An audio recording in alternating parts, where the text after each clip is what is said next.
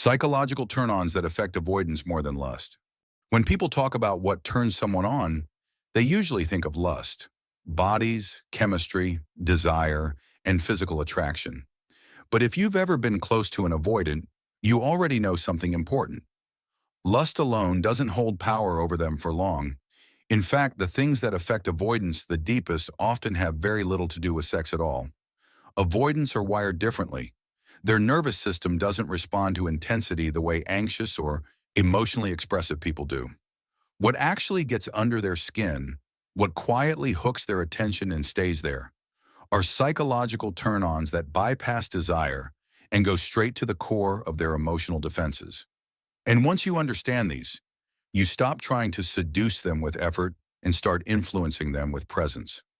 The first psychological turn-on that hits avoidance harder than lust is emotional self-sufficiency. Not independence in a loud, performative way, but a calm sense that you are whole with or without them. Avoidants are highly sensitive to emotional demand. The moment they feel like someone needs them to regulate their feelings, their nervous system shifts into threat mode. But when they sense someone who enjoys connection without depending on it, something flips internally.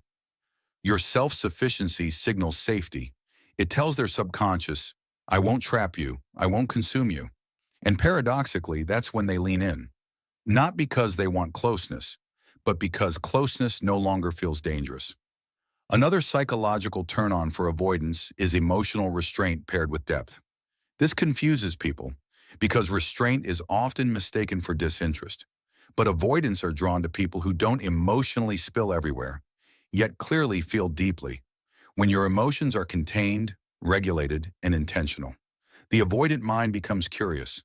They sense there's more beneath the surface, and curiosity is one of the few forces stronger than their urge to withdraw. Lust burns fast. Curiosity lingers. When they don't immediately know what you're thinking or feeling, their imagination fills in the gaps, and that's where attachment quietly begins. Consistency without pressure is another psychological trigger that hits avoidance far deeper than desire. Avoidants expect people to change once emotional stakes rise. They anticipate intensity, demands, ultimatums, or emotional collapse.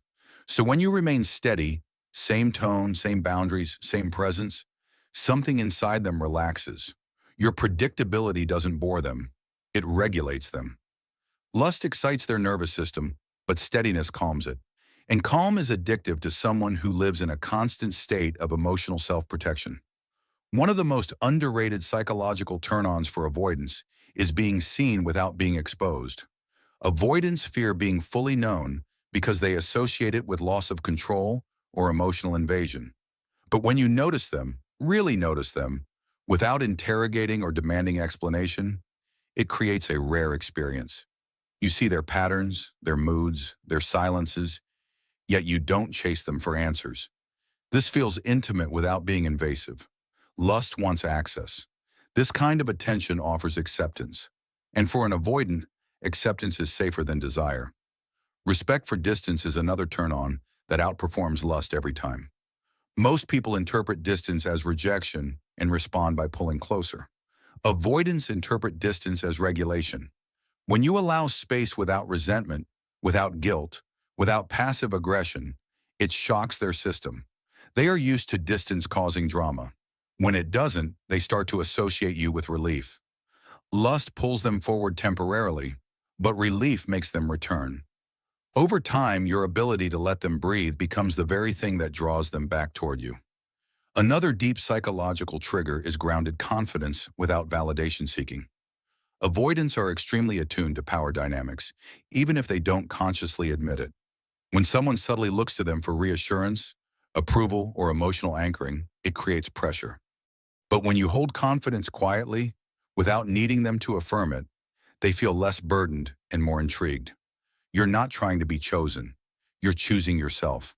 And that independence is deeply attractive to someone who fears being emotionally responsible for another person. Emotional neutrality during conflict is one of the strongest psychological turn-ons for avoidance. This doesn't mean suppressing your feelings or tolerating disrespect. It means responding without emotional volatility. Avoidants are hypersensitive to emotional escalation. Raised voices, dramatic reactions, or intense emotional displays activate their flight response. But when you express needs calmly, directly, and without emotional flooding, their nervous system stays regulated. They can stay present. And presence, not passion, is what builds connection with avoidance over time. Mystery created by a full life is another powerful trigger. Avoidants are turned off by emotional overavailability, but they are deeply drawn to people who have meaning, purpose, and rhythm beyond the relationship. When your life feels rich and textured, without being performative, it signals that connection with you is an addition, not a responsibility. Lust wants exclusivity. Avoidants want optionality. When you embody that naturally, they don't feel trapped, and that's when attachment has room to grow. One of the most subtle psychological turn-ons is emotional honesty without expectation. When you share something real without needing comfort, reassurance, or resolution, it disarms them. Avoidants expect emotional expression to come with obligation. When it doesn't, they experience something rare: emotional closeness without cost. This rewires their internal model of intimacy. Lust doesn't challenge their worldview. This does. Another powerful trigger is boundaries that are clear, calm, and enforced without punishment. Avoidants respect boundaries more than emotional pleas. When you state limits without anger and follow through without drama, it signals self-respect. It also removes the power struggle they instinctively resist. You're not trying to control them, and you're not allowing yourself to be controlled. That balance creates safety and attraction simultaneously. Silence used intentionally is another psychological turn-on that hits avoidance deeper than desire. Not silent treatment, but comfortable silence. The ability to sit together without filling space with reassurance, explanations, or emotional noise tells their nervous system that nothing is required. This kind of silence feels intimate without pressure. Lust demands engagement. Silence offers peace, and peace is incredibly seductive to an avoidance system. Finally, the strongest psychological turn-on for avoidance is when someone stops trying to affect them. The moment you release the need to be chosen, understood, or secured, something shifts. Avoidants are drawn to emotional sovereignty.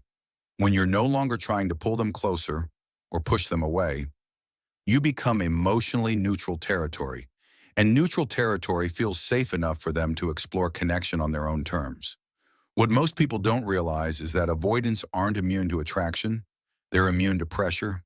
Lust feels like pressure when it's tied to expectation, but psychological safety, subtle, steady, and grounded, slips past their defenses. It doesn't chase them. It doesn't corner them. It simply exists. And once an avoidant associates you with calm, respect, and emotional freedom, the attachment that forms is far deeper than anything driven by desire alone. If you've ever felt confused by an avoidance pull-and-push behavior, understand this: they are not responding to what you want from them. They're responding to how they feel around you. And the feelings that last aren't excitement or intensity. They're relief, safety, and quiet fascination. Master those, and you'll understand why some connections linger in an avoidance mind long after lust fades.